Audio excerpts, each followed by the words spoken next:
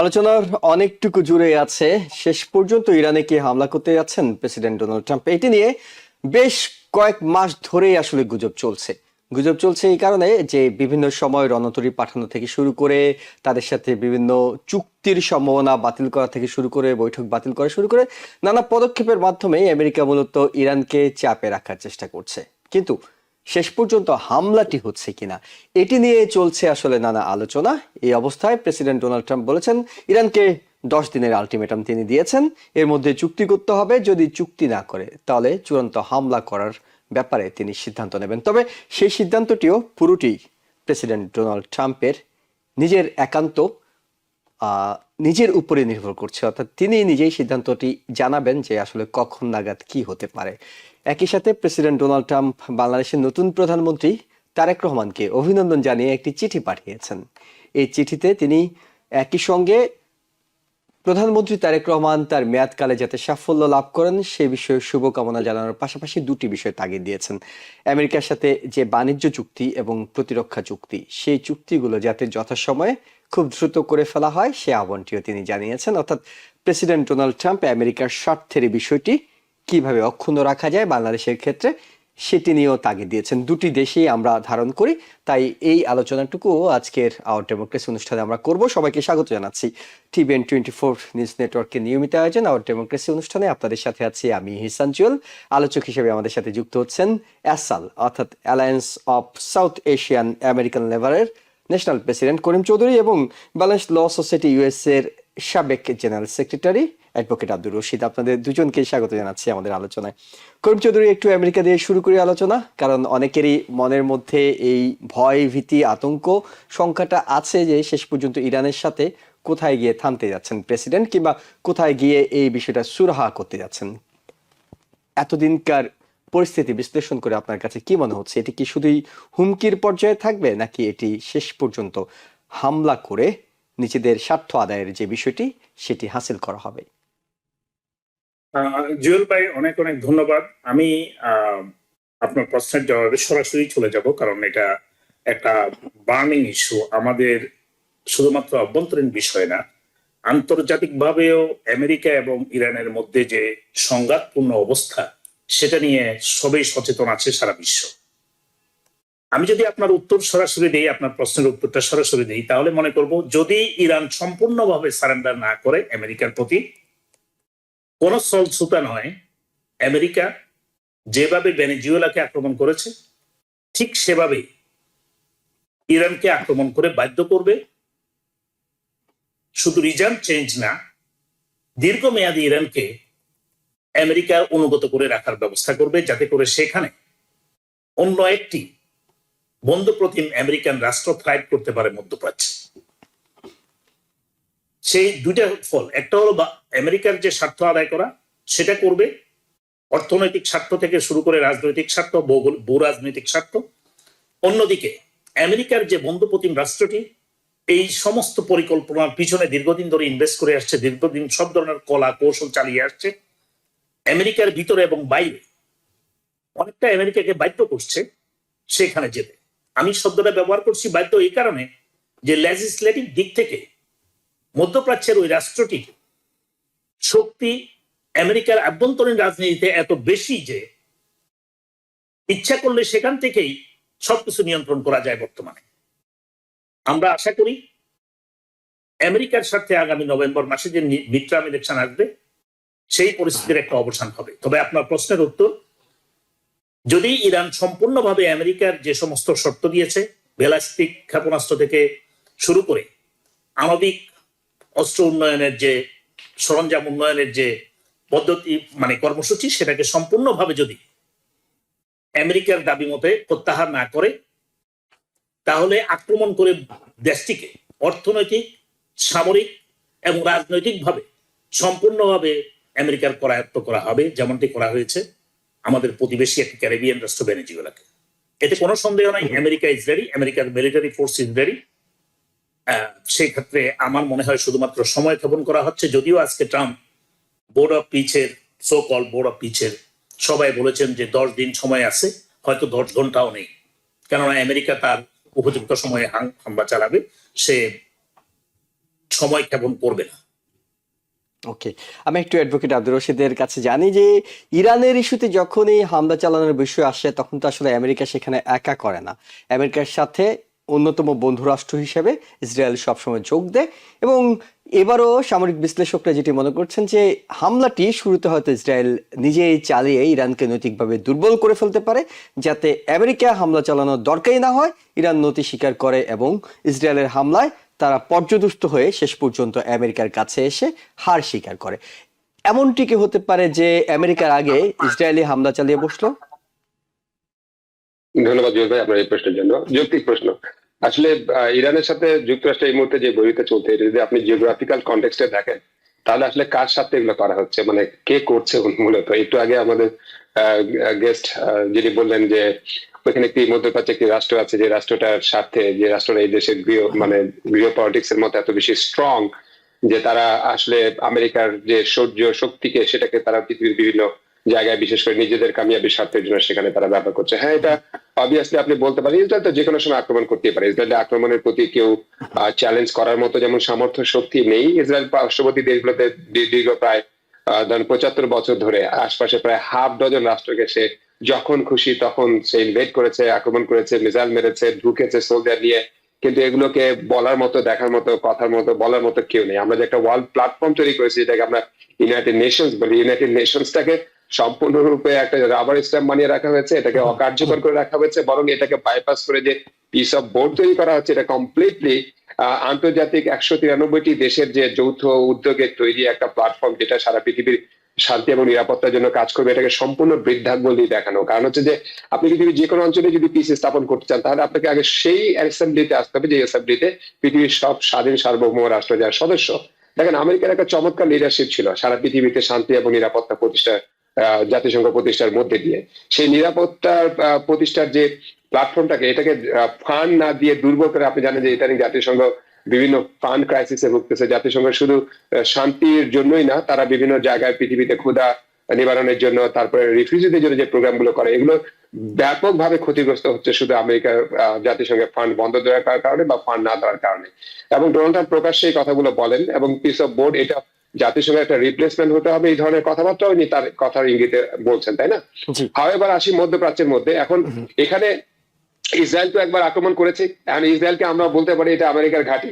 এবং ইসরায়েল যে যে অর্থ সহযোগিতা পায় আমাদের, আপনার আমার ট্যাক্স পেয়ার যে টাকা, সে টাকা আমরা প্রত্যেক বছর ইসরায়েলকে দিই, প্রায় $3 বিলিয়ন করে। ইসরায়েলের সামরিক সরঞ্জাম আমরা ইসরায়েলকে দেই। ইসরায়েল যে মানে বন্দুকের গুলি চালায়, যে আয়রন ডোন ইউজ করে, সেগুলো সবকিছু তো আমাদেরই দেওয়া, আমাদেরই তো প্রযুক্তি। সো এখন ইসরায়েল যেভাবে করে আমেরিকাকে নিয়ন্ত্রণ করে আসছে, তার বুদ্ধিমত্তার শক্তি এবং সুচারু তার রাজনীতি দিয়ে, সেটা তো আমরা দেখে আসছি এবং সেটা ইসরায়েল চরিতার্থ করার জন্য করবেই। আপনি জানেন যে একদিকে যেমন বোর্ড অফ পিসের দায়িত্ব হচ্ছে গাজা এলাকায় পিস তৈরি করানো, দেখে দেখেন ইসরায়েল আবার ঠিকই আক্রমণ করে বসছে। আর ফিলিস্তিন রাষ্ট্রের স্বাধীনতার প্রশ্ন কোথায় সেটা কিন্তু আমরা জানি না বোর্ড অফ পিসের মধ্যে। এখন এই স্বাধীনতার জায়গাটা কিন্তু মানে বোর্ড অফ পিস সম্পর্কে যদি একটু জানি আপনার কাছে, সেটি হলো যে মানে এটি প্রেসিডেন্টের নিজস্ব একটি উদ্যোগ, ব্যতিক্রমী একটি প্ল্যাটফর্ম তিনি করছেন। 50টির মতো দেশকে আমন্ত্রণ জানিয়েছেন, 35টি দেশ হয়তো শেষ পর্যন্ত যোগ দিচ্ছে। সবকিছু মিলে ওয়াশিংটনে বিশ্ব নেতাদেরও একটা বড় ধরনের আমরা শোডাউন দেখলাম। এই বোর্ড অফ পিসের যে অ্যানুয়াল সম্মেলনটি হলো ওয়াশিংটনে, এটির প্রাপ্তি কি হতে পারে, কিংবা এটি আসলে যেটির প্রেসিডেন্ট আজীবন প্রেসিডেন্ট হিসেবে আমাদের প্রেসিডেন্ট থাকার কথা বলছেন, এটি শেষ পর্যন্ত কতটা ইফেক্টিভ ভূমিকা রাখতে পারবে? আমি মনে করি যে এটা শুধুমাত্র ডোনাল্ড ট্রাম্প যতদিন ক্ষমতা আছে ততদিন এটা ইফেক্টিভ থাকবে। কারণ ডোনাল্ড ট্রাম্প নিজে এটা হচ্ছে চেয়ারম্যান। ডোনাল্ড ট্রাম্প যেটা বলবে এটা আমেরিকার নিয়ন্ত্রণে যে সিদ্ধান্ত নেওয়া হবে, তাদের সেই সিদ্ধান্তই বাস্তবায়ন করা হবে, রাইট? এবং নট অনলি দ্যাট, দেখেন এই বোর্ড অফ পিসের মধ্যে যে রাষ্ট্রগুলো আসতে চাইনি তাদেরকে কিন্তু ট্যারিফের হুমকি দেওয়া হয়েছে। যেমন ফ্রান্স ফর এক্সাম্পল, ম্যাক্রনকে 200% ট্যারিফ ইম্পোজ করা হয়েছে এই বোর্ড অফ পিসে সে না থাকার কারণে। এইভাবে করে অন্যান্য রাষ্ট্র, এর মানে কি বোর্ড অফ পিসে যেই রাষ্ট্রগুলো এই মুহূর্তে আছে সেই রাষ্ট্রগুলো অ্যাকচুয়ালি নিরুপায় হয়ে বোর্ড অফ পিসের মধ্যে তারা এসছে। অন্যান্য শক্তিশালী নিউক্লিয়ার পাওয়ার যুক্ত দেশগুলো বা অর্থনৈতিক শক্তিশালী দেশগুলো যেমন জাপান, তারপরে আপনার জার্মানি কিংবা ফ্রান্স অথবা অন্যান্য ইউরোপিয়ান দেশগুলো এবং ইভেন কি কানাডা পর্যন্ত কিন্তু এই বোর্ড অফ পিসের মধ্যে নেই। কারণ এটা নিয়ে তাদের যথেষ্ট সন্দেহ আছে এবং এই বোর্ড অফ পিস সম্পূর্ণ জাতিসংঘকে অ্যাভয়েড করে তৈরি করা এরকম জিনিস হতে পারে না। হ্যাঁ, কিছু সময়ের জন্য আপনি হয়তো বন্দুকের জোর দেখিয়ে এই বোর্ড অফ পিসকে আপনি চালিয়ে নিয়ে যেতে পারেন এবং আপনি এটার মধ্যে দিয়ে অনেক কিছু সময়ের জন্য কিছু অ্যাচিভমেন্ট নিয়ে আসতে পারেন, কিন্তু এটা কখনোই লং লাস্টিং প্রসেস হতে পারে না। একটা কথা বলি, আপনি পৃথিবীটাতে যদি সব মানুষকে যদি আপনি কম্পেশন এন্ড ওয়ার্ম হার্টনেস এর ভিত্তিতে যদি না দেখেন, অর্থাৎ পৃথিবীতে যে সবার জন্য সমান, সব রাষ্ট্র ধর্ম বর্ণ নির্বিশেষে যে এমন একটা প্ল্যানেট যেখানে আমরা সবাই শান্তি এবং নিরাপত্তার সাথে বসবাস করবো, যেখানে কোনো আর তৃতীয় বিশ্বযুদ্ধ হবে না, এইভাবে যদি আপনি পৃথিবীকে চিন্তা করেন, তাহলে কিন্তু আপনাকে পৃথিবীর 193টি দেশের যে সংস্থা জাতিসংঘ তাকে শক্তিশালী করতে হবে। তার মাধ্যমে আপনি ইরানের সাথে ডিল করতে হবে, তার মাধ্যমে আপনাকে যুদ্ধ বিগ্রহ বন্ধ করতে হবে, তার মাধ্যমে আপনাকে সবকিছু করতে হবে। কিন্তু কমপ্লিটলি এই ওয়ার্ল্ড প্ল্যাটফর্মটাকে বাইপাস করে আপনি যদি কোনো কিছু করেন, হ্যাঁ আপনি ট্যারিফ ইম্পোজ করে গান ধরে পিছন দিকে বুলেট থেকে আপনি অনেক কিছু করতে পারবেন, কিন্তু এটা ডোনাল্ড ট্রাম্প চলে যাওয়ার পরে এটা আসলেই সাকসেসফুল হবে কিনা আমার যথেষ্ট সন্দেহ আছে। জি, করিম চৌধুরী, আপনার কাছে একটু শুনি, বোর্ড অফ পিসের ভবিষ্যৎ কিংবা এটির কাজ তো আনুষ্ঠানিকভাবে শুরু হয়ে গেল, একেবারে অ্যানুয়াল সম্মেলন করা হলো, এটির মাধ্যমে কি আশা করা যাচ্ছে? অর্থাৎ চাইলে তো এখান থেকে ভালো কিছু করা সম্ভব, নিঃসন্দেহে সম্ভব, কিন্তু মানে কতটা ভালো কিছু হবে আসলে? আমার মনে হয় আমাদের বোঝা উচিত প্রথম দিক থেকে যে what was the intent behind board of piece. আমরা কি ডিফাইন করেছি যে প্যালেস্টাইন কি হবে এবং প্যালেস্টাইনের ভবিষ্যৎকে আমরা কি করতে চাই? আমরা কি এখনো ডিফাইন করেছি প্যালেস্টাইন কি প্যালেস্টাইন থাকবে, নাকি ট্রাম্প অর্গানাইজেশনের একটা ব্যবসা কেন্দ্র পরিণত হবে, রাষ্ট্রটির অস্তিত্বই বিলীন হয়ে যাবে? যখন বোর্ড অফ পিস এর আন্তর্জাতিক সম্মেলন ওয়াশিংটনে হচ্ছে, ঠিক তখনই ওয়েস্ট ব্যাংক দখল করা হচ্ছে, সেখানকার প্যালেস্টাইনিদের যে ভূমি সেগুলোকে নতুনভাবে ডিফাইন করে লিজ দেয়া হচ্ছে বসতি স্থাপনকারীদেরকে, যারা আপনার সেটেলার বলে আর কি, যাদেরকে বাহির থেকে বিভিন্ন দেশ থেকে ইম্পোর্ট করে এনে ইসরায়েলের মানে প্যালেস্টাইনিয়ানদের জায়গা জমি এগুলো দখল করার ক্ষেত্রে ব্যবহার করা হচ্ছে। অধিকৃত অঞ্চল বলতে এখন অধিকৃত অঞ্চল না, ওয়েস্ট ব্যাংক কিন্তু একসময় অধিকৃত অঞ্চল ছিল না, এটা স্বায়ত্তশাসিত অঞ্চল ছিল প্যালেস্টাইনিয়ান প্রেসিডেন্টের নেতৃত্বে। কিন্তু সেখানেই এখন আপনার দিন দিন হত্যাযজ্ঞ চালানো হচ্ছে, দখল বাণিজ্য চালানো হচ্ছে, এবং অফিসিয়ালি এখন তাদের সেটেলমেন্ট যে ভূমি জরিপ শুরু হয়েছে, সেই জরিপে ভূমির মালিকানা দেয়া হচ্ছে সেটেলারদেরকে, অরিজিনাল প্যালেস্টাইনিয়ানদের থেকে জমি নিয়ে। অতএব সেক্ষেত্রে কোনো প্রতিবাদ কিছু না, কিন্তু সেখানে ফান্ড রেজ করা হচ্ছে, আমেরিকান ট্যাক্স পেয়ারের $10 বিলিয়ন সেখানে প্লেজ করা হয়েছে, এবং অন্যান্য তার চাপের মুখে অন্যান্য তার সহযোগী রাষ্ট্রগুলো, যেগুলো আসলে আন্তর্জাতিক ক্ষেত্রে উন্নয়ন এবং আন্তর্জাতিক বিবাদ মীমাংসার ক্ষেত্রে যে সমস্ত রাষ্ট্রের সক্রিয় ভূমিকা রয়েছে, তাদের কোনো অংশগ্রহণ নাই। কিন্তু ইউরোপিয়ান বিশাল বিশাল অংশগুলো, রাষ্ট্রগুলো যেগুলো সত্যিকার অর্থেই মানবতাবাদী রাষ্ট্র, যারা বিভিন্ন দেশের এই বড় বড় সমস্যাগুলো সমাধান করতে আগ্রহী হয়ে আসেন, সেই সব রাষ্ট্রগুলো কিন্তু অ্যাভয়েড করছেন এই সো কল বোর্ড অফ পিসের অংশগ্রহণ করতে। অতএব এখানে যারা অংশগ্রহণ করেছে $6.7 বিলিয়ন, যারা অন্য অন্য রাষ্ট্রগুলো যে আপনার ফ্ল্যাশ করেছে, এগুলো হলো ভয়ের কারণে করেছে। আমরা আশা করি এটার ভবিষ্যৎ খুব ভালো না। আমি ব্যক্তিগতভাবে মনে করব পিস অফ বোর্ড হয়তোবা 2026 সালের ডিসেম্বরেই শেষ হয়ে যাবে। কেন বলছি? যদি মিড টার্ম ইলেকশনে ইউএস গভর্নমেন্টের ক্ষেত্রে যে কংগ্রেশনাল পাওয়ারের যদি চেঞ্জ আসে, শিফট হওয়ার সমূহ সম্ভাবনা আছে, সেই শিফটের সাথে সাথেই ফান্ডিং বন্ধ হয়ে যাবে, সব ধরনের ফান্ডিং। কেননা আগে we have to define what is the future we want in middle east, in specially the conflict between Israel and Palestine. I am not going to talk about Israel and the other neighboring Arab countries. So সেটাকে define না করে আপনি বলছেন board of piece, I am the lifelong chairman, and who is making you chair? Just self-declared chair, just saying I need a Nobel Peace Prize. It's shame on him, and he's getting a Nobel Peace Prize from a Nobel laureate from Venezuela and asking, I'm giving you. And shamelessly somebody accepting that kind of paper in White House. This is just bizarre. Yes, I cannot believe it in a state. এখানে একটা প্রশ্ন চলে আসে করিম চৌধুরী, আপনার কাছে জানতে চাই, সেটা হলো শুধুমাত্র বোর্ড অফ পিস নয়, নানা ইস্যুতেই ডেমোক্রেটরা আশা করে আছেন মধ্যবর্তী নির্বাচনের পরে প্রেসিডেন্ট ডোনাল্ড ট্রাম্পের যে ক্ষমতা, সেটার লাগাম টানা সম্ভব হবে। কেন মনে হচ্ছে মধ্যবর্তী নির্বাচন, যেটিতে আমরা এর মধ্যে আলোচনায় যেতে চাই আস্তে আস্তে, কারণ এটি সামনের দিনগুলোতে খুবই গুরুত্বপূর্ণ হয়ে উঠবে আমেরিকার ভবিষ্যতের জন্য, আমেরিকার তো বটেই, পুরো পৃথিবীর ভবিষ্যতের জন্য এটি গুরুত্বপূর্ণ হয়ে উঠবে। কেন মনে হচ্ছে মধ্যবর্তী নির্বাচনে ডেমোক্রেটরা জয়লাভ করবে? দ্বিতীয় যে প্রশ্নটি করতে চাই, যদি জয়লাভ না করে সেক্ষেত্রে কি হবে? প্রেসিডেন্ট ডোনাল্ড ট্রাম্প তো আরো 2 বছর এখন যে অবস্থা তার চেয়েও কি অনেক বেশি বেপরোয়া হয়ে উঠবেন? হ্যাঁ, শেষ দিকের উত্তরটাই আমি প্রথমে দিতে চাই। খুব বেশি বেপরোয়া হয়ে উঠবে এবং আমেরিকার অবস্থা তৃতীয় বিশ্বের কোন দেশের চেয়েও খারাপ অবস্থানে যাবে যদি কোন 2026 সালের নভেম্বরে ডেমোক্র্যাটরা এদেশের মানুষের সম্মত নিয়ে ভোটাধিকার ভোট নিয়ে সরকারের পাওয়ার অফ ব্যালেন্স অফ পাওয়ারের ক্ষেত্রে যদি সেটা কিছুটা অ্যাচিভমেন্ট করতে না পারে, সেক্ষেত্রে সামান্য একটু অর্জন তাদের 3টি কংগ্রেশনাল সিট এবং 3টি senatorial seat we need, democrat needs. তো আমি যেটা বলবো সেটা হলো যে যদি কোনো কারণে আপনার এই নভেম্বরের যে মিড টার্ম ইলেকশন আসতেছে এই বছর আগামী বছরে, সেই সময়ে এই বছর আগামী বছর বলতেছি 2026 নভেম্বরে যে মিড টার্ম ইলেকশন হবে, সেই সময়ে যদি ডেমোক্র্যাটরা এই সামান্য বিজয়টুকু করতে না পারে, তাহলে এই দেশের আগামী যে 2 বছর ট্রাম্প ক্ষমতায় থাকবেন সেটা শুধুমাত্র আমেরিকান জীবনকে বিষময় করে তুলবে না, সারা বিশ্বকে অস্থিতিশীল এবং বিশ্ব অর্থনীতিতে বড় ধরনের বিপর্যয় নেমে আসবে। সারা বিশ্বটা যে রুল অফ ল এর যে ওয়ার্ল্ড রুল যেটাতে চলে, সেটাকে বড় ধরনের ধ্বংস আসবে আমি বিশ্বাস করি। তবে এই ক্ষেত্রে হতাশ হওয়ার কোনো কারণ নেই। আমি মনে করি যে ট্রেন্ড, ইলেকশন ট্রেন্ড দেখছেন বিভিন্ন স্টেটে, বিশেষ করে ডেমোক্র্যাটদের সফলতা না বলে আমি বলবো যে রিপাবলিকানদের ব্যর্থতার কারণেই। বিশেষ করে আপনি দেখেন what was his election manifesto. বলা হয়েছিল যে আমি বিশ্বে শান্তি প্রতিষ্ঠা করব ডে 1-এ। What happening around the world? We are creating many destruction, many problems. We are creating this thing. What happened in Venezuela?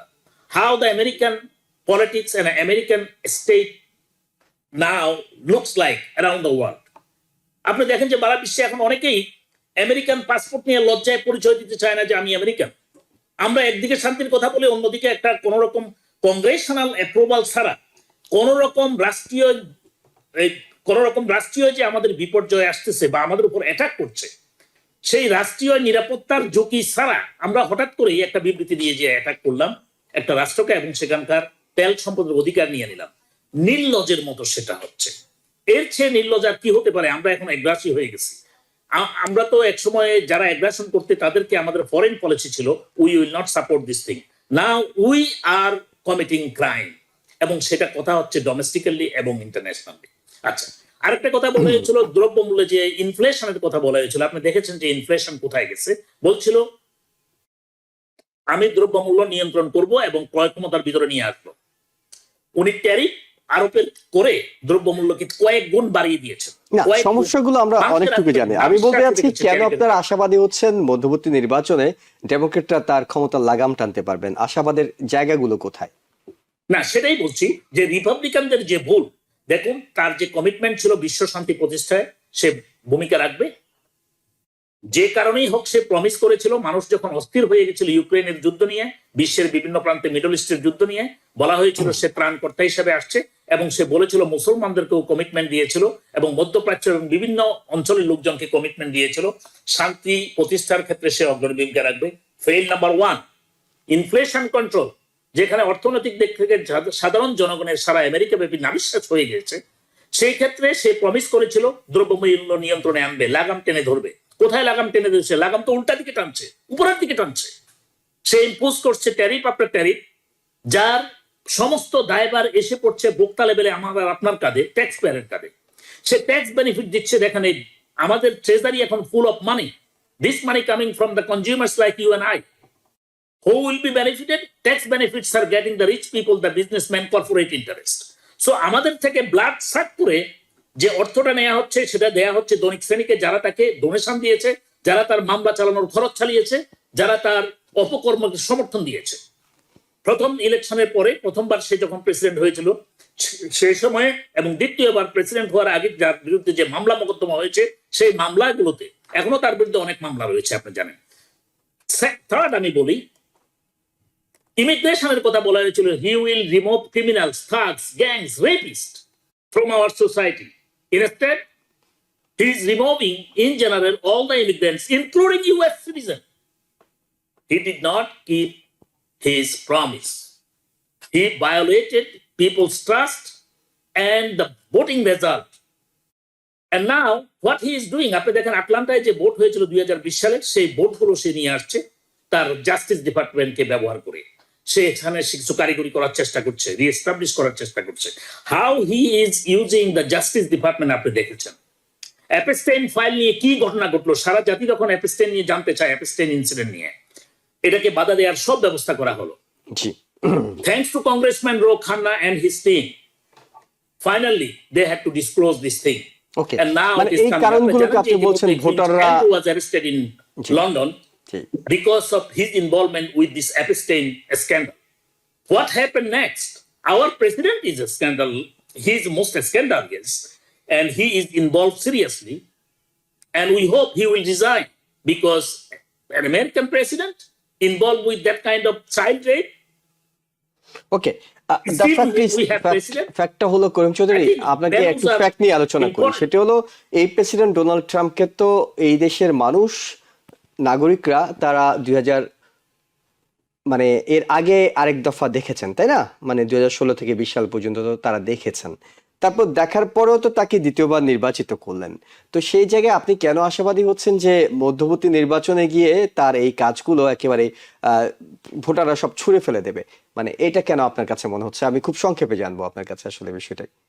কারণ তার প্রমিস, সমস্ত প্রমিস গুলোই ফেল হয়েছে এবং দেশের অর্থনৈতিক ভাবকে, দেশকে খুব অস্থির করে তুলেছে, এবং অর্থনৈতিক ভবিষ্যৎ এদেশের যে আন্তর্জাতিক সম্পর্ক, সো-কল্ড ট্যারিফের নাম দিয়ে রাষ্ট্রীয় ট্রেজারিতে অর্থ নেওয়া হচ্ছে to distribute among his friend, but sucking the blood of the simple consumers like you and I.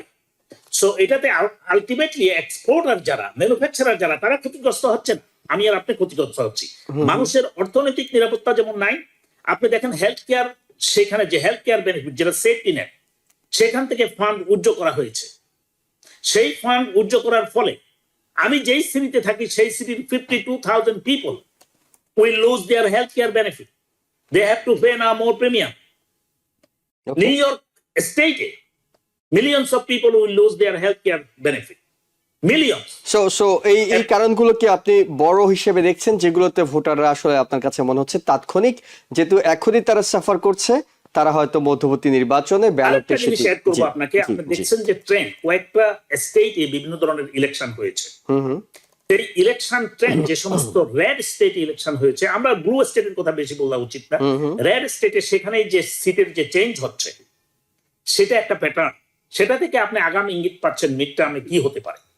অতএব আমরা আশাবাদী যে দেশের যে সংকট কাল আমরা এখন কাটছি, আমেরিকার যে রাষ্ট্রীয় সুনাম বহির্বিশ্বে যেটা ধ্বংসের দ্বার প্রান্তে, আভ্যন্তরীণ ভাবে মানুষের মাঝে যে অসন্তোষ, ক্ষোভ, অর্থনৈতিক মন্দা এবং অনিশ্চিত ভবিষ্যৎ, রাষ্ট্রীয় সুযোগ সুবিধাগুলো একটা বিশেষ শ্রেণীর স্বার্থে ব্যবহার করা হচ্ছে, সেই সবের ক্ষোভের বহিঃপ্রকাশ ঘটবে আগামী মধ্যবর্তী নির্বাচনে, নভেম্বর, দিস ইয়ারের নভেম্বরে যে ইলেকশনটা হবে সেই ক্ষেত্রে। এবং ডোনাল্ড ট্রাম্পকে আমরা আমেরিকানরা এক গড়ে করে রাখবে। তিনি প্রেসিডেন্ট হয়তো আরো 2 বছর থাকবেন, but he will lose all his power. Advocate Abdur Rashid, আপনার কাছে যাই বাংলাদেশ প্রসঙ্গে, আমাদের প্রেসিডেন্ট বাংলাদেশের প্রধানমন্ত্রী তারেক রহমানকে একটি চিঠি পাঠিয়েছেন, অভিনন্দন জানিয়েছেন এবং একই সাথে কিছু বিষয় স্মরণ করে দিয়েছেন। এবং আমাদের প্রেসিডেন্ট যে আসলে সবসময় সব জায়গায় এই টাকা পয়সা কিংবা চুক্তির বিষয়গুলো খুব গুরুত্ব দিয়ে দেখেন, সেটা তার এই চিঠিতে এসেছে। কোন বিষয়গুলোকে আসলে গুরুত্ব দেওয়ার তাগিদ দিয়েছেন প্রেসিডেন্ট?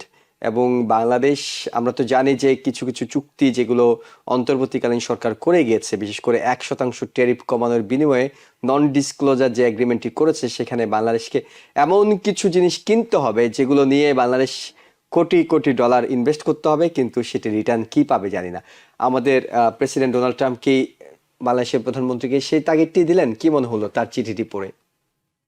ধন্যবাদ।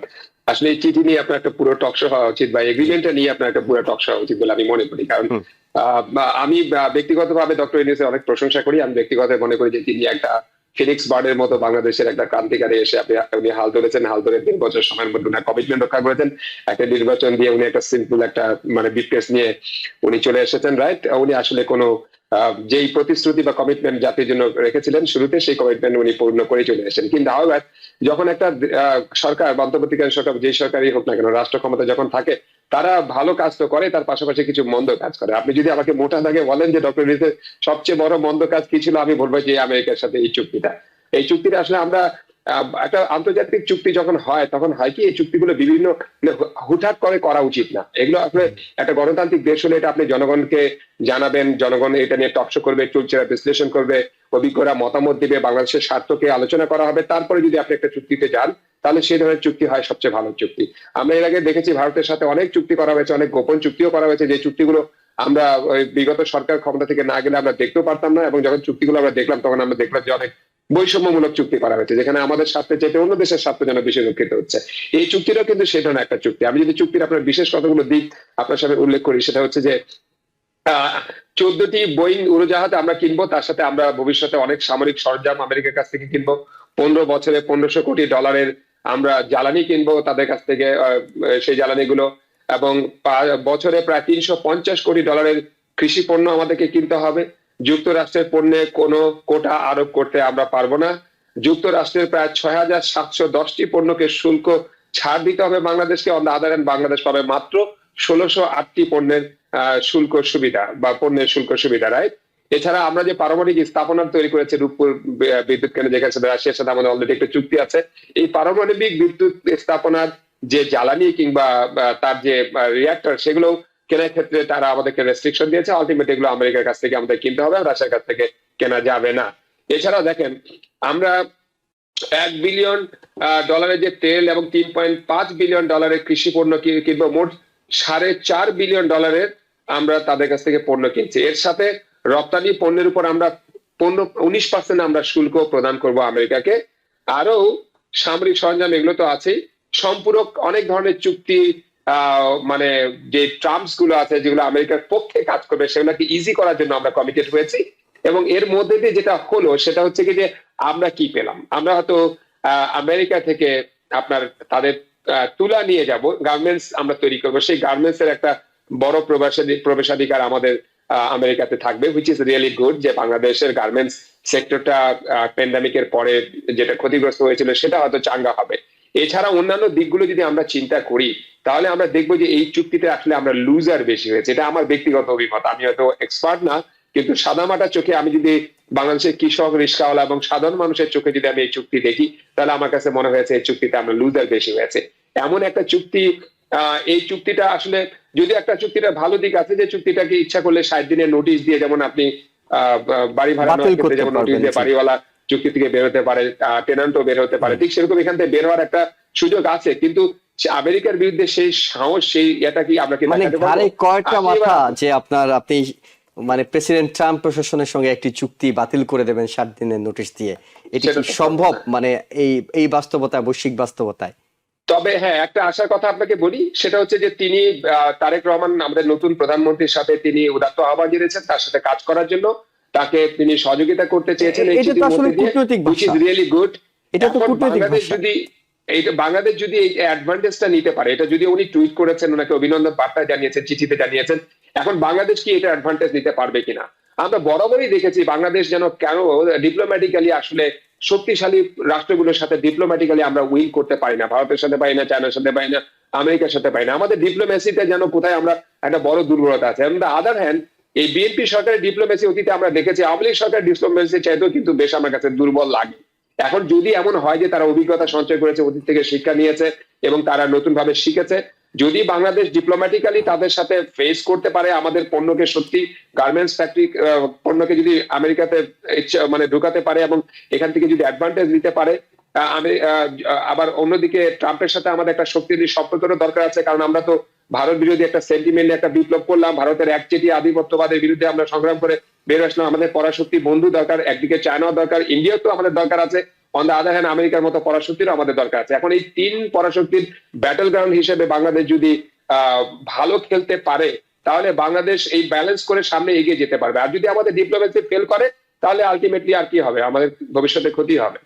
জি, খুরম চৌধুরী, আপনার কাছে জানতে চাই, সেটা হলো এই চিঠিটি নিঃসন্দেহে কূটনীতিক শিষ্টাচারেরই একটি পরিচয় বহন করে। পৃথিবীর বিভিন্ন দেশের রাষ্ট্রপ্রধানরা বাংলাদেশের নতুন প্রধানমন্ত্রীকে স্বাগত জানাচ্ছেন, অভিনন্দন জানাচ্ছেন। পাশাপাশি আমাদের প্রেসিডেন্ট যেটি জানিয়েছেন, সেই ক্ষেত্রে তিনি কিছু কাজের কথা মনে করে দিয়েছেন। অর্থাৎ অভিনন্দন তো বটেই, কিন্তু এই কাজগুলো করতে হবে। কতটা আশাবাদ, কতটা ভয়ের কিছু আছে কিনা এই চিঠিতে? আমি মনে করি ভয়ের কোনো কারণ নেই। একটা নির্বাচিত সরকারকে সর্বাধিকভাবে এবং গত 17 বছরের মাঝে সবচেয়ে ভালো একটা ইলেকশন হয়েছে দক্ষিণ এশিয়ায় এবং সারা বিশ্বের সুনাম করিয়েছে। জনপ্রতিনিধিত্ব নিয়ে যারা ক্ষমতায় আসছে তাদেরকে আমেরিকান প্রেসিডেন্ট অভিনন্দন জানাবেন, এটাই স্বাভাবিক, এবং তার সাথে সহযোগিতা করে কাজ করে যাবেন, এটাই স্বাভাবিক। জুয়েল ভাই, আমি একটু প্রশ্ন করতে চাই আপনাদেরকে, উত্তর যদিও আমি আশা করি। এই চুক্তিটা আমার সামনে এখনো আসে নাই, আমি পড়ারও সুযোগ হয়নি, তবে যতটুকু সোশ্যাল মিডিয়াতে, আমি সোশ্যাল মিডিয়ার কিন্তু একটা বিশাল অংশকে অবিশ্বাস করি এবং সেটাকে fake news, propaganda, AI created all those thing বলে আমি মনে করি, কারণ আমি এটা পরীক্ষা করেছি। এবং আপনি হয়তো জেনে খুশি হবেন, আমার সোশ্যাল মিডিয়ার এই সংযোগ থেকে আমি অনেককেই বের করে দিয়েছি যারা এই জাতীয় ফেক নিউজ শেয়ার করে অথবা তারা টাইম লাইনে দেয়, ওই জাতীয় অনেককেই কাট অফ করে দিয়েছি, তাদেরকে আমরা আনফ্রেন্ড করে দিয়েছি, বহিষ্কার করে দিয়েছি। দরকার নেই এইসব লোকজন প্রোপাগান্ডা ছড়াবে। তো আমি যেটা বলবো সেটা হলো যে এই চুক্তির মাঝে এমন কোন ক্লজ আছে কিনা, বাদ দিলাম যে 60 দিনের ভিতরে দুই পক্ষের যে কেউ সেটা প্রত্যাহার করতে পারে অথবা অ্যামেন্ডমেন্টের জন্য করতে পারে, এটা সব চুক্তিতে, আন্তর্জাতিক চুক্তিতেই থাকতে হবে না, এটা না থাকলে গ্রহণযোগ্যতা থাকবে না। তারপরে বাংলাদেশে একটা ইলেকশন হবে, ইলেকশন আসছে, elected government has to ratify this contract, it is a international contract. So এটা একটা পরবর্তীতে আলোচনায় আসবে হয়তো, কিন্তু আমি বলবো এই চুক্তিতে কি এমন কোন ক্লজ আছে যে আমাদেরকে 14টা বোয়িং বিমান কিনতেই হবে এদের কাছ থেকে, এবং সেটা তাদের দামেই কিনতে হবে নাকি আন্তর্জাতিক বাজার দাম অনুযায়ী?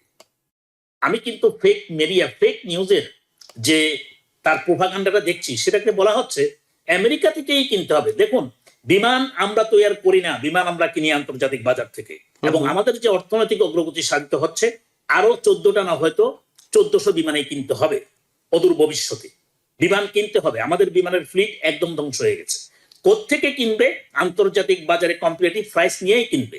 এখন আমেরিকা যদি বলে যে একটা বিমানের যে সমমানের বিমান যদি ফ্রান্সে সেটা নির্মাণ করে, সেটা ফ্রান্সের বিমানের দাম $1 বিলিয়ন আর আমাদের বিমানের দাম $2 বিলিয়ন, আমার মনে হয় না কোনো ব্যবসা বাণিজ্যিক চুক্তি সেভাবে হয় বলে। আন্তর্জাতিক বাজার সাথে কম্পিট করেই সেটা করতে হবে এবং সে অনুযায়ী করবে। এই চুক্তিটা আমি দেখি নাই, এরকম কিছু শুনি নাই এখন পর্যন্ত আমাদের কাছ থেকে, কিন্তু সোশ্যাল মিডিয়াতে বলা হচ্ছে এই 14টা বিমান তাদের কাছ থেকেই কিনতে হবে। It is wrong, it is misleading, it is wrong propaganda. Second, দেখুন, আমরা বিমান শুধু কিনি না, আমরা জ্বালানি তেল কিনি, বিভিন্ন ধরনের জ্বালানি শক্তি আমাদের দরকার, ফুয়েল আমাদের দরকার। আপনি গ্যাসোলিন বলেন আর গ্যাস বলেন, সেটা আমরা কিনতেছি এখন মধ্যপ্রাচ্য থেকে, রাশিয়া থেকে, বিভিন্ন দেশ থেকে। এই জ্বালানি যদি আমেরিকা দিতে পারে, আমেরিকার সাথে যে আমাদের যে বিশাল বাণিজ্য, আমেরিকার বিশাল মার্কেটে যদি আমাদের একটা দুটা পণ্য ঢুকাতে পারেন এই বিশাল মহাদেশে, আর আমরা ছোট্ট দেশ হিসেবে যে সামান্য কিছু কিনবো, আমাদের যে ব্যবসায়িক ব্যালেন্স সেটা অনেক বড় হবে, আমাদের পক্ষেই যাবে। কিন্তু এর অর্থ কোনোভাবেই এই নয় যে বেশি দামে, আমেরিকার সাথে বেশি দামে আমেরিকা থেকে আমাদেরকে জ্বালানি কিনতে হবে। That has to come through the competitive price in the international market. আমেরিকার সাথে আমরা কোনো কিছু কিনবো, যে এই যে ফেক নিউজ গুলো ছড়ানো হচ্ছে যে আমেরিকার সাথে দেশ বিক্রি করা হয়েছে, সেই বিক্রির চুক্তিতে তো 60 দিনের আপনারা অ্যানালাইসিস করার সুযোগ পাবেন, বাদ বিতণ্ডা করার সুযোগ পাবেন, আপনাদের স্বার্থে না হলে আপনারা করবেন না। অতএব এই যে ইন্টিম গভর্নমেন্টকে যে দায়ভারটা দেওয়া হচ্ছে, এটা ঠিক না। আর এই চিঠিতে ট্রাম্প এরকমও বলেননি যে তোমার সাথে যে চুক্তি হয়েছে ডোন্ট টাচ ইট, এটা কিন্তু বলেননি। বলেছেন যে বায়োলেটারাল ইন্টারেস্ট এবং প্রতিরক্ষা ক্ষেত্রে তার সহযোগিতার হাত থাকবে। আপনি জানেন যে জিও পলিটিক্স যেটা, সেই ক্ষেত্রে চায়না বাংলাদেশের একটা বিশাল অংশ, বিশেষ করে এই ইন্টিম গভর্নমেন্টের সময় চায়না কিন্তু অনেক দূর এগিয়ে গিয়েছে অর্থনৈতিক দিক থেকে বাংলাদেশে, তাদের হিউজ ইনভেস্টমেন্ট এবং আরো অনেকগুলো চুক্তি বড় বড় প্রজেক্টের সেই ক্ষেত্রে আছে, তিস্তা ব্যারেজ সহ অনেকগুলো প্রজেক্টে তারা আছে। এবং সেই ক্ষেত্রে পাকিস্তান, আমেরিকা অবশ্যই চাইবে বাংলাদেশে তার ব্যবসায়িক অংশীদারিত্ব এবং জিও পলিটিক্সে যে জিওগ্রাফি লোকেশনের কারণে সে অঞ্চলে তার আধিপত্য। একটা প্রশ্নের কি উত্তর আপনার কাছ থেকে পেতে পারি করিম চৌধুরী, সেটি হলো অন্তর্বর্তীকালীন সরকার তাদের মেয়াদ পুরনোর কিংবা নির্বাচনের 1 সপ্তাহ আগে তড়িঘড়ি করে কেন এই চুক্তিটি করতে হলো? মানে এটি কেন তারা রাজনৈতিক সরকারের হাতে ছেড়ে দিলেন না? কেন তারা এই একটি নন ডিসক্লোজার এগ্রিমেন্ট, যেটি আপনি বলছেন আপনি এখনো জানেন না, হয়তো আপনার কাছে মনে হচ্ছে এগুলো ফেসবুকে আসছে। ফেসবুকে নয়, কিছু একেবারে ফাইন্যান্সিয়াল যারা সংবাদ মাধ্যম আছেন তাদের ওয়েবসাইটগুলোতে এই বিষয়ে মোটামুটি একটা ধারণা দেওয়ার চেষ্টা করা হয়েছে যে চুক্তিটিতে কি আছে, এবং যেটি আছে সেটি কিন্তু নিঃসন্দেহে বাংলাদেশের জন্য ভালো কোনো কিছু না। অর্থাৎ যা যা কিনতে হবে বলছে, সেটি যদি বাংলাদেশকে কিনতে হয়, তাহলে বাংলাদেশের কিছু কিছু জায়গায় আপনি যে বলছেন আন্তর্জাতিক বাজার বিবেচনা করে কিনবে, সেটি নয়, কিছু কিছু দেশ থেকে কেনাই যাবে না, এই ধরনের কথা বলা আছে। অর্থাৎ তাদের ব্যাপারে যে স্যাংশন দেওয়া হবে, সেই স্যাংশনটা আমেরিকার যখন স্যাংশন দেবে বাংলাদেশকে সেটা মেনে নিতে হবে, সে ধরনের কথা বলা আছে।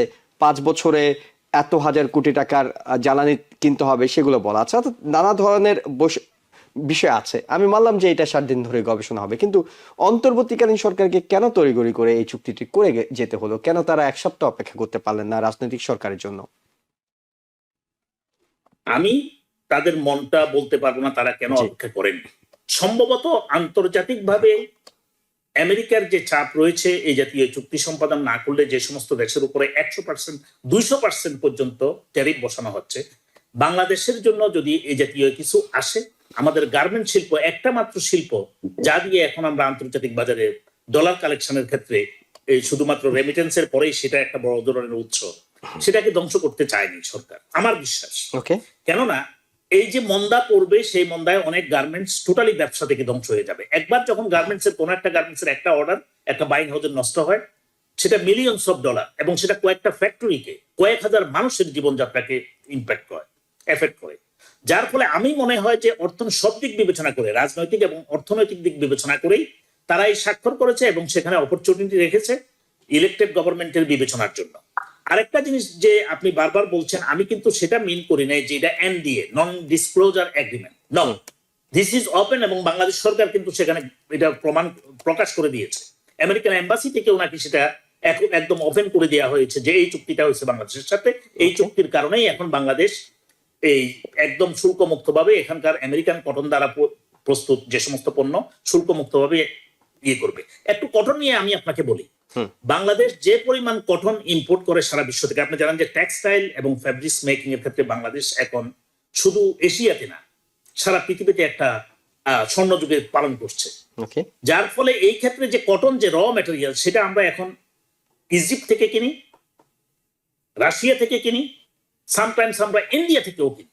ইন্ডিয়া থেকে বেশিরভাগ এক সময় সুতা কেনা হতো, এখন সেটা তত্ত্বাবধায়ক ইন্টিম গভর্নমেন্ট যাওয়ার পরে সুতা কেনাটা অনেকটা ব্যান করে দিয়েছে, হেভি ট্যারিফ দিয়েছে। যার ফলে আমাদের দেশে এখন টেক্সটাইল মিলগুলো চাঙ্গা হবে না, কর্মসংস্থান সৃষ্টি হবে, এবং তুলা আমদানি করা হচ্ছে। এই তুলার বিশাল একটা অংশ আমেরিকান তুলা, 70% তুলা বাংলাদেশ ইম্পোর্ট করে আমেরিকা থেকে, অন্যান্য দেশ থেকে সামান্য কিছু। এবং আমেরিকান তুলা হলো যে বিশ্বের সবচেয়ে ভালো কোয়ালিটির তুলা, এবং এর দ্বারা প্রস্তুতকৃত পণ্য সারা বিশ্বে তার চাহিদা আছে, এবং আমেরিকাতেই তার পূর্ণ চাহিদা। এবং এটা যদি কোনো শুল্কমুক্ত ভাবে প্রবেশ করতে পারে এখানে, আমি এটা বলবো, বাংলাদেশের গার্মেন্ট শিল্পে একটা নতুন বিপ্লব হবে। কিন্তু এর অর্থ এই না কোনোভাবে আমাদের 14টা বিমান নিতেই হবে, 5,000 বিলিয়ন ডলারের জিনিস আমাদের কিনতেই হবে। এই চুক্তিতে কেউই স্বাক্ষর করবে না।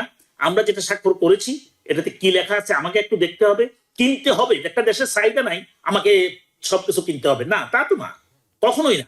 আমাদের যখন দরকার হবে, আমাদের 14টা বিমানের জন্য আমরা আপত্তির জায়গাটা সেখানে আপনি যেটি বলছেন যে আমাদের প্রয়োজন আছে কিনা কেনার জন্য আমরা গত 5 বছর ধরে, এমনকি আওয়ামী লীগ সরকার তার প্রতিনিধি পাঠিয়েছে।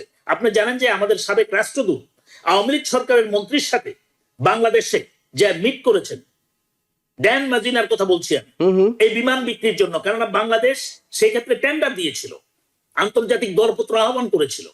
অতএব বাংলাদেশ তার প্রয়োজনে 14টি বিমান কিনবে। আমেরিকা সেই বিমান প্রস্তুতকারক কোম্পানি হিসেবে ফ্রান্সের সাথে প্রতিদ্বন্দ্বী করছে, রাশিয়ার সাথে প্রতিদ্বন্দ্বী করছে। সেই ক্ষেত্রে তারা কম্পিটিশন মার্কেটে বাংলাদেশকে কিছু অফার করবে, এবং অফার করার ক্ষেত্রে একটা গিভ এন্ড টেক এর পলিসির মধ্য দিয়ে আগালে একটা উইন-উইন। যদি সেটি হয় তাহলে তো নিশ্চয়ই এটি ভালো কিছু হবে। আমি নেগেটিভ চিন্তা না করে আমি মনে করি একটা ভালো ইউএস বাংলাদেশের মাঝে একটা ভালো সম্পর্কের সূচনা হয়েছে, এবং প্রধানমন্ত্রী তারেক রহমানের নেতৃত্বে এটার চুলছেরা বিশ্লেষণ করে অ্যামেন্ডমেন্ট করে হলেও ইউএস এর এই বিশাল মার্কেটকে ধরে রাখার জন্য তারা যে কোনো একটা পদক্ষেপ নেবে, ভালো পদক্ষেপ নেবে, পজিটিভ অ্যাকশন নেবে। ওকে, আমরা একটু অ্যাডভোকেট আব্দুর রশিদ আপনার কাছে শুনে এই চুক্তি নিয়ে যদি আপনি কিছু যোগ করতে চান। পাশাপাশি যেটি বলতে চাই, বাংলাদেশের নতুন মন্ত্রীরা তো কাজ শুরু করলেন। একেবারে প্রথম দিনে যিনি সড়ক যোগাযোগ, রেলপথ, নৌপরিবহন 3টি মন্ত্রণালয় পেয়েছিলেন। সেই মন্ত্রীর একটি বক্তব্য নিয়ে সোশ্যাল মিডিয়া এবং মূলধারা গণমাধ্যমে ব্যাপক সমালোচনা হচ্ছে, কারণ তিনি বলছেন পরিবহন সংগঠনগুলো যদি সমঝোতার ভিত্তিতে কোনো টাকা নেয়, অর্থ নেয়, সেটি চাঁদা নয়, সেটি তিনি সমঝোতা হিসেবে দেখতে চান। অর্থাৎ চাঁদাবাজির যে মৌলিক ইস্যুটা, সেখানে তার মনস্তত্ত্বটা এমন যে কেউ যদি খুশি হয়ে কোনো কিছু দেয় কিংবা সমঝোতার ভিত্তিতে দেয়, অর্থাৎ আপনাকে কোনো একটা কাজের জন্য আমি যদি খুশি হয়ে কোনো একটা টাকা দিয়ে এবং আপনি সেটা নিয়ে কাজটা সরকারি কর্মকর্তা হিসেবে করে দেন, সেটি তাহলে তো ঘুষও হবে না, এটি যদি চাঁদাবাজি না হয়। মানে মন্ত্রীদের প্রথম দিনের কথা যদি এমন হয়, 5 বছরে কি অপেক্ষা করছে? ধন্যবাদ আপনার এই প্রশ্নের জন্য। এবং এট দ্য সেম টাইম আপনি বাংলাদেশকে এখানে টেনে নিয়ে আসেন, অবশ্যই সেই ডিসকাশন করার একটা জায়গা রাখে। আমি চুক্তির বিষয় শুধু একটু টেনে তারপরে আপনার মূল প্রশ্নে যাচ্ছি। দেখেন, চুক্তিতে কতগুলো বিষয় স্পেসিফিক ভাবে বলে দেওয়া আছে, কিন্তু কত টাকার কিনতে হবে, কি কি কিনতে হবে, আমেরিকায় কি কি শুল্ক ছাড় দরকার, কতটা পণ্যের শুল্কের ছাড় দরকার, এই বিষয়গুলো কিন্তু এইভাবে বলা আছে। আচ্ছা, লেটস সে আমি আমাদের চৌধুরী সাহেবের যদি আর্গুমেন্ট শুনি যে আসলে চুক্তি এখনো আমরা দেখতে পাইনি, তাহলে চুক্তিটা প্রকাশ করতে সমস্যা কি ছিল ডক্টর ইউনূস? সেটা নিয়ে জন এক্সপার্টদের মধ্যে আলোচনার সুযোগ কেন দরকার ছিল, করলো না কি জন্য? কেন চুক্তিগুলো রাগঢাক করে হলো? এবং আপনি সঠিক প্রশ্ন করেছেন যে শেষ দিকে এসে করলো কি জন্য? আর এক সপ্তাহ ডিলে করলে এটা তো রাজনৈতিক নির্বাচিত সরকার অর্থাৎ জনগণের সরকার সেটা করতে পারতো, তাই না? দেখেন, এটা পিছনে একটা বড় কারণ থাকতে পারে। এখন এই কারণগুলো আমরা প্রেডিক্ট করতে পারি whether it is true or false, but again when a government need to go from the power, they need to find a safe exit. কারণ গভর্নমেন্ট তো অনেকগুলো ভুল করে, ইচ্ছা করলে ভুল, না করলেও কিন্তু আপনি যদি আমি প্রতিহিংসা পরায়ণ ভাবে যদি আপনার বিরুদ্ধে যদি মামলা করতে চাই, আপনাকে হ্যারাস করতে চাই, সেটা কিন্তু আমরা করতে পারি। বাংলাদেশের এটা জায়গাটা করার অনেক সুবিধা আছে। আর তাছাড়া দেখেন, আমেরিকার সাথে আমাদের অতীতে টিপ্পা চুক্তি, বর্ণনা চুক্তি যেগুলো হয়েছে, পার্শ্ববর্তী দেশের সাথেও যেগুলো হয়েছে, আমরা বেশিরভাগ চুক্তি, প্রায় 90% চুক্তিগুলো কিন্তু আমরা গোপনে করি, এগুলো আগে প্রকাশ করি না। এবং পরবর্তীতে যখন এগুলো প্রকাশিত হয়, তখন আমরা বুঝতে পারি আসলে দেশের স্বার্থটা কোথায় গেছে। আর তাছাড়া পরাশক্তিগুলো তো সবসময় চাইবে তারা পৃথিবী থেকে নিয়ন্ত্রণ করতে। আপনি দেখে দেখবেন ফার ইস্ট এশিয়ার একটা কথা বলা আছে, একটা নিরাপত্তার কথা বলা আছে, রাইট? এর মানে হচ্ছে কি, ফার ইস্ট এশিয়াতে নিরাপত্তার জন্য তারা ওইখানে তাদের একটা আধিপত্যবাদ দরকার। এবং এই আধিপত্যবাদ তারা কিভাবে করবে? এই আধিপত্যবাদ তো আপনি ওখানে সোলজার, আমরা তো বাংলাদেশে সেন্ট মার্টিন নিয়ে যখন আলোচনা হলো, আমি তো ওখানে সোলজার পাঠাই তো আর আধিপত্যবাদ প্রতিষ্ঠিত করবো না। এখন এই গ্লোবালাইজ ভিলেজে আপনাকে আধিপত্যবাদ প্রতিষ্ঠিত করতে হবে আপনার এইসব চুক্তির মধ্যে দিয়ে। এটাকে বলা হয় এক্সপ্যানশনিজম অফ ইম্পেরিয়ালিজম, অর্থাৎ ইম্পেরিয়ালিজমকে আপনাকে এইভাবে এক্সপ্যান্ড করতে হবে। আপনি তো ব্রিটিশদের মধ্যে গিয়ে ওখানে সরাসরি 200 বছর আর শাসন করবেন না, আপনাকে মস্তিষ্ক দিয়ে শাসন করতে হবে, প্রযুক্তি দিয়ে শাসন করতে হবে, চুক্তি দিয়ে শাসন করতে হবে, পণ্য দিয়ে শাসন করতে হবে, গ্লোবালাইজেশন দিয়ে শাসন করতে হবে। এবং আমেরিকা সেটাই করছে। এবার আসি আপনার বাংলাদেশের প্রসঙ্গে। হ্যাঁ, আমাদের মন্ত্রীদের আমাদের তাদেরকে ল্যাঙ্গুয়েজ প্র্যাকটিস করা দরকার। কোনো কথা বলার আগে তাদেরকে নিজের মধ্যে একটা হোমওয়ার্ক করা দরকার, কারণ এই ধরনের বেফাস কথা বললে জনগণের মধ্যে ভুল সিগন্যাল যেতে পারে। আমরা গরিব মানুষ যারা আলু নিয়ে এসে ঢাকাতে সেই দূর থেকে, পাবনা থেকে, বগুড়া থেকে, তাকে যদি 5-7 হাজার টাকা রাস্তার মধ্যে যদি আপনাকে টাকা দিতে হয়, এই টাকাটা চাঁদারত কি, এটা কোন আইনের বলে নিতেছে? এই ধরনের কি কোনো স্পেসিফিক কোনো আইন আছে? না, অবশ্যই নাই।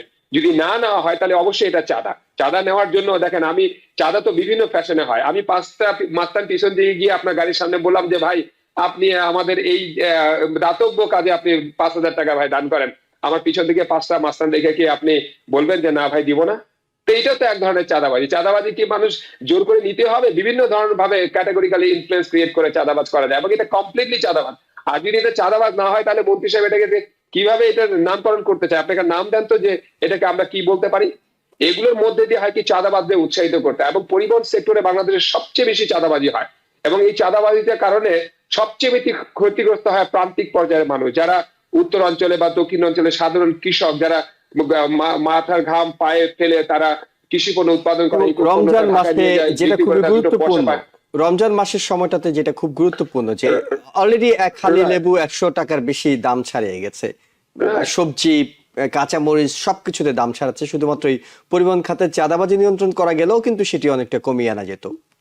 হ্যাঁ, এটা আলটিমেটলি পণ্যের দামও তো বাড়িয়ে দিচ্ছে, তাই না? তখন দেখেন, এটা একদিকে হচ্ছে কৃষক ক্ষতিগ্রস্ত হচ্ছে, যে ঢাকাতে মালটা নিয়ে এসে বিক্রি করতে যায়, সে চাঁদা দেওয়ার কারণে তাকে মালটা কম দামে সে বিক্রি করতে পারবে না, তাকে বেশি দাম ধরতে হয়। আবার যারা ঢাকাতে বসে 70% মানুষ যারা গরিব, অসহায়, দুঃখী, যারা পেঁয়াজ কেনে, মরিচ কেনে, তাদেরকে কিন্তু এই পণ্যটাকে বেশি দাম কিনতে হয়। অর্থাৎ একটা জিনিসকে এক জায়গা থেকে আরেক জায়গায় নিয়ে যাওয়ার ক্ষেত্রে খরচটা যদি বেড়ে যায়, তাহলে এটা আলটিমেটলি এটা কিন্তু ভুক্তভোগী হয় কিন্তু সাধারণ মানুষ, প্রান্তিক মানুষ, একদম খেটে খাওয়া মানুষ। তো মন্ত্রীদেরকে কথা বলার সময় অবশ্যই সংযত ভাবে কথা বলা উচিত। দেখেন আমরা একই সঙ্গে আমরা বলি যে আসলে ক্ষমতা পাওয়ার পর মানুষ ভুলে যায় যে আসলে কোন ব্যাকগ্রাউন্ড থেকে আমরা সেই ক্ষমতা পেলাম, জনগণের আকাঙ্ক্ষা কি ছিল, জুলাই সনদের আকাঙ্ক্ষা কি ছিল, 1400 মানুষের রক্তের আকাঙ্ক্ষা কি ছিল, এবং আমাদের মুক্তিযুদ্ধের আকাঙ্ক্ষা কি ছিল। আমরা আপনি শপথ পরের দিনই আপনি একটা বড় ধরনের নাটকীয়তা দেখলেন। আপনি যে জুলাই সনদের উপর ভিত্তি করে যে নির্বাচনটা হলো, ওটা একটা আইন ছিল, জুলাই সংবিধান সংস্কার পরিষদ 2025। সেই আইনের মধ্যে স্পষ্ট করে বলা আছে আপনি জাতীয় পরিষদের আপনি সদস্য হিসেবে শপথ নেবেন। ওখানে নির্বাচনের কথাও বলা আছে, রাইট? আপনি নির্বাচনটা করলেন কিন্তু জাতীয় পরিষদের সদস্য হিসেবে আপনি শপথ দিলেন না। জুয়েল ভাই, কোনো আইন কি এমন হয় যে একটা আইনের আপনি কিছু মানবেন কিছু মানবেন না? আপনাকে পুরোটাই তো মানতে হবে। তো আপনি এই যে মানলেন না, প্রথম দিনে না মেনে যে সিগন্যালটা দিলেন, তারপরে আপনাদের মন্ত্রীদের কাছ থেকে যদি এই ধরনের কথাবার্তা আসে, তাহলে এতে ক্ষতিগ্রস্ত কে হবে? আমাদের জুলাই বিপ্লব ক্ষতিগ্রস্ত হবে, স্পিরিট ক্ষতিগ্রস্ত হবে, আমাদের মুক্তিযুদ্ধের চেতনা ক্ষতিগ্রস্ত হবে, আমাদের সাম্য সমতা ন্যায় বিচার ক্ষতিগ্রস্ত হবে। আমরা তো চাই আপনি জুলাই সনদ মানেন বা না মানেন, কিন্তু বাংলাদেশের মানুষের যে আকাঙ্ক্ষা সাম্য সমতা ন্যায় বিচার, এটা আপনি 31 দফার মধ্যে দিয়ে বাংলাদেশে প্রতিষ্ঠিত করবেন না জুলাই সনদের মধ্যে দিয়ে প্রতিষ্ঠিত করবেন, এই ডিসিশন আপনাকে নিতে হবে। বাংলাদেশ মানুষ কিন্তু আগ্রহ করে তাকিয়ে রয়েছে আমাদের নতুন এবং প্রথম প্রধানমন্ত্রীর দিকে। দীর্ঘকাল পর একজন প্রধানমন্ত্রী আসলেন, যিনি পুরুষ প্রধানমন্ত্রী, এবং 17 বছর মানুষ ভোট দিতে পারে নাই, তাকে নির্বাচিত করেছে। তার প্রত্যেকটা পদক্ষেপকে কিন্তু আমরা দেখবো। এই পদক্ষেপগুলো যদি ভালো হয় তাহলে তো খুবই ভালো, আর নাহলে আগামী 6 মাস বা 1 বছর ভালো করতে হবে। শুরুটা খুব ভালো করতে হবে, কারণ প্রত্যাশাটা অনেক আকাশচুম্বী এবং এই সরকারকে একেবারে একতরফা ম্যান্ডেট দেওয়া হয়েছে ভালো কাজ করার জন্য। আমি একটু করিম চৌধুরী 1 মিনিট হয়তো সময় পাবো আপনার কাছে, এই ইস্যুতে 1 মিনিট শুনবো, এরপর আসলে শেষ করতে হবে। ধন্যবাদ। আমি একটু পিছনের দিকে যাই। আমাদের যে ট্রেড এগ্রিমেন্ট যেটা ইউএস এর সাথে হয়েছে, ওকে, আমি বারবার বলেছি যে এটা গোপন নয়। এটা বাংলাদেশে যেমন প্রচারিত হয়েছে, ইউএস এম্বাসি থেকে ইউএস গভর্নমেন্টের ওয়েবসাইটে এখানে দেয়া হয়েছে। আমি আপনাকে দেখাই, এটা কেউই গোপন রাখেনি। ফেব্রুয়ারির 9 তারিখেই এটা প্রকাশিত হয়েছে ইউএস গভর্নমেন্টের ওয়েবসাইটে, আমেরিকান এম্বাসি বাংলাদেশ থেকে, এবং ইউএস বাংলাদেশ গভর্নমেন্টও দিয়েছে। অতএব এনডিএ, নন ডিসক্লোজার এগ্রিমেন্ট এটা না, এবং এটাতে গোপনে করা হয়েছে তাও না। এটা প্রকাশ্যে দুই পক্ষের সিগনেচার করে ব্যাপক আন্ডারস্ট্যান্ডিং এর ভিতরে করা হয়েছে। কেন তাড়াহুড়ো করে করা হলো এটা নিয়ে অনেক ব্যাখ্যা, সেটা আমরা আরেকটা দিন করতে পারি। জি, আমরা সেদিকে যাব না। আমরা শুধু জানবো যে বাংলাদেশের স্বার্থ রক্ষা করার জন্যই শুধুমাত্র এই চুক্তিটা করা হয়েছে। সময় পার হয়ে গেলে হয়তো বাংলাদেশের জন্য এই যে 2 সপ্তাহ 3 সপ্তাহের মাঝে যদি বড় কোনো ধরনের পরিবর্তন আসে, বাংলাদেশের একমাত্র রিমিটেন্স ইনকামকারী যে এক্সপোর্টের মাধ্যম, সেই ক্ষেত্রে বড় ধরনের ধাক্কা খেতে পারে। এই আশঙ্কা থেকেই আমি আশা করছি। ওকে, যথেষ্ট সময় নিশ্চয়ই আমাদের আছে, সামনে এটা নিয়ে আলোচনা করার প্রসঙ্গ নিয়ে 73 Indian sponsored fake media house আপনি জানেন, 73 of them identified, যারা প্রোপাগান্ডা চালিয়ে যাচ্ছে আন্দোলনের সময় থেকে। অতএব এখন যে সমস্ত আপনি অনেক কিছু ঘটনা, আমি একটা নিউজের কথা বলবো। স্বরাষ্ট্রমন্ত্রী বলেছেন যে মব যারা করেছে আগে, এমনকি হাসিনা সরকারের বিরুদ্ধে যারা জুলাই মব করেছে, তাদেরও বিচার করা যাবে। এই জাতীয় প্রোপাগান্ডা আমাদের মাঝে ব্যাপকভাবে প্রচারিত হচ্ছে এবং এটা কন্টিনিউয়াসলি হচ্ছে, যেটা মানুষের অপিনিয়নকে বিভিন্ন মাত্রায় নিয়ে যেতে পারে এবং মানুষকে মিসলিড করতে পারে। আমরা আমাদেরকে দর্শকদেরকে বলবো, যে কোনো নিউজ, বিশেষ করে আপনারা যখন অনলাইনে দেখবেন, প্রিন্ট মিডিয়া না, অনলাইনে যখন দেখবেন, সেই ক্ষেত্রে ভালো করে যাচাই করে দেখবেন তার সোর্সটা কি। কেননা এখন যে মিসলিডিং বড় ধরনের ফেক নিউজের, প্রোপাগান্ডা নিউজের এমন সব ছোঁয়াছুঁয়ি হচ্ছে যেটা ভালো মন্দ বিচার করা খুব কঠিন। এআই দ্বারা ক্রিয়েট করে এই সমস্ত জিনিসকে পুরা সুন্দর করে ওয়াল স্ট্রিট জার্নাল পত্রিকার লেখা সুন্দর করে দেয়া হচ্ছে। আপনি দেখলে মনে করবেন যে really Wall Street Journal. It is not Jamuna television, it is not TVN 24। They created that kind of fake. So আমাদের দর্শকদেরকে আমি স্মরণ করে দিতে চাই, কোনো একটা নিউজ দেখার সাথে সাথে বিশ্বাস করে তার পিছনে কমেন্ট অথবা শেয়ার করবেন না, দয়া করে ভেরিফাই করেন। আপনার 80 মন্ত্রীদের কথায় যে জুলাই আন্দোলনটা শুরু করা হয়েছিল এই চাঁদাবাজির বিরুদ্ধে, সন্ত্রাসের বিরুদ্ধে, যে জুলাই আন্দোলনটা শুরু করা হয়েছিল বৈষম্যের বিরুদ্ধে, সেই ক্ষেত্রে এসেই প্রথমেই আমরা দেখলাম বিএনপি যে জোট, সেই জোট জুলাই আন্দোলনের বিপক্ষে অবস্থান নিয়েছে। তারা আজকে সংবিধানের দোয়াই দিয়েছে। স্মরণ করাই দিতে চাই, কোন সংবিধানের আলোকে আজকে নির্বাচন হয়েছেন? তারা নির্বাচিত হয়েছেন একটা বিপ্লবী সরকার গঠন করার পরে ৭২-এর সংবিধান নিয়ে কথা যারা বলছে তারা ৭২-এর প্রেতাত্মা এখন। তাদেরকে বোঝা উচিত এই বিপ্লব সংগঠিত হয়েছে একটা আশা ভরসা নিয়ে, একটা বিশেষ উদ্দেশ্য নিয়ে। আজকে যদি আমরা বলি যে আমাদের মন্ত্রীরা যদি কেউ বলেন, আমি নাম বলতে চাই না এই লোকটার, সে যদি বলে যে চাঁদাবাজি বৈধ, সে একটা কথা বলেছে, দেখুন এদেশের দীর্ঘদিন ধরে এদেশের শ্রমিক রাজনীতির সাথে জড়িত। তাই যখনই বলছে মালিক শ্রমিক একত্রিত হয়ে যদি একটা সিদ্ধান্ত নেয় টাকা সমঝোতার ভিত্তিতে, সেটা চাঁদা না। I am losing my confidence on this kind of idiotic conducts. তাদের যে তারা কি ডেফিনেশন বুঝে চাঁদাটা কি সেখানে? আমার কাছে কেন যেন মনে হচ্ছে মানে মন্ত্রণালয়গুলোতে সঠিক ব্যক্তি যায়নি, উনি হয়তো আরেকটি মন্ত্রণালয় চালানোর জন্য সঠিক হতে পারতেন। আরো বিপদ সংকেত আসছে। আপনি দেখুন যারা মন্ত্রণালয়ে গিয়েছে, একটু কথা বলে আপনার এই অনুষ্ঠানে বারবার বলেছি, এমনকি ৬ মাস থেকে ১৮ মাসের আলটিমেটামও দিয়েছি, আপনার অনুষ্ঠান যারা দেখে তারা জানবে। যদি এই ক্ষেত্রে সালাউদ্দিন সাহেবকে স্বরাষ্ট্র মন্ত্রণালয় দেয়া হয়, যে লোকটা পুরো আন্দোলনের সময় ভারতের রাজকীয় হালে ছিলেন, তাকে আজকে স্বরাষ্ট্র মন্ত্রণালয়ের দায়িত্ব দেয়া হয়েছে। আজকে মন্ত্রী বানানো হয়েছে বিএনপির যে মহাসচিব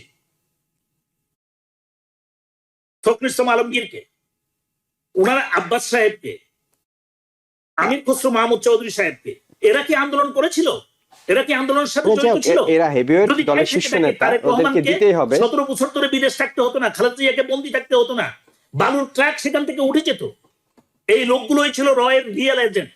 তারাই আজকে বিএনপির মন্ত্রিসভায়, এবং বিএনপিকে তারেক রহমান যদি এইসব বিষয়ে সঠিকভাবে আইডেন্টিফাই করতে না পারেন তার শত্রু এবং বন্ধু, আপনি দেখবেন এই সরকারের পতন কত ন্যাক্কারজনকভাবে হয়। আপনি এখনই বলছেন আপনি শপথ নেন নাই, কনস্টিটিউশনের দোহাই দিচ্ছেন। কনস্টিটিউশন বুঝেন এখন? কোন constitution? You are a member of the parliament. I can't believe it. This kind of people elected and went there. ১৪০০ মানুষের, ১৪ না শুধু, আমরা বলি ১৪০০, জাতিসংঘের রিপোর্ট অনুযায়ী ১৪০০। কত হাজার মানুষ এই ১৭ বছরে মারা গেছে আমরা জানি না। তাদের রক্তের উপর দিয়ে আপনারা ক্ষমতায় যে আজকে বলছেন সেই সংবিধানের কথা, ওই সংবিধান থাকলে তো আপনারাই ক্ষমতায় আসতে পারতেন না।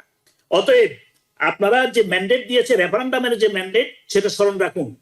মনে রাখবেন 49% ভোট পেয়ে বিএনপি জোট আজকে ক্ষমতায়, আর 43% ক্ষমতায় ভোট পেয়ে জামাত জোট এখন বিরোধী দল।